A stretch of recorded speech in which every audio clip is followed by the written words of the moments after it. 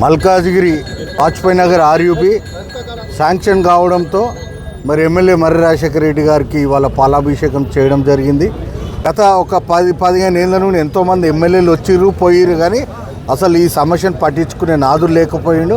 కేవలం గెలిచిన ఒక 1.5 ఇయర్లో ఒక 20-25 సార్లు జిఎం ఆఫీసులకు కానీ మన ఆర్డీఎం ఆఫీసులకు కానీ ప్రతి ఒక్క రైల్వే అఫీషియల్స్ను మళ్ళీ మన జిహెచ్ఎం ఇది కమిషనర్ దగ్గరికి వెళ్ళి ఎవరికి ఎలాంటి క్లియరెన్స్ కావాలో అలాంటి క్లియరెన్స్ లెటర్లు కూడా ఇప్పించి ఇవాళ దీని యొక్క శాంక్షన్ చేయించడంలో మన ఎమ్మెల్యే గారిది చాలా పెద్ద పాత్ర.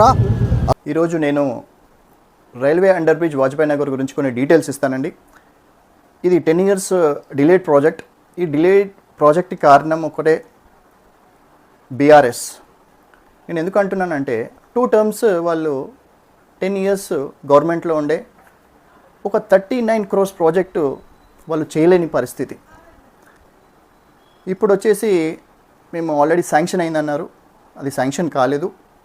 ఈ ప్రాజెక్ట్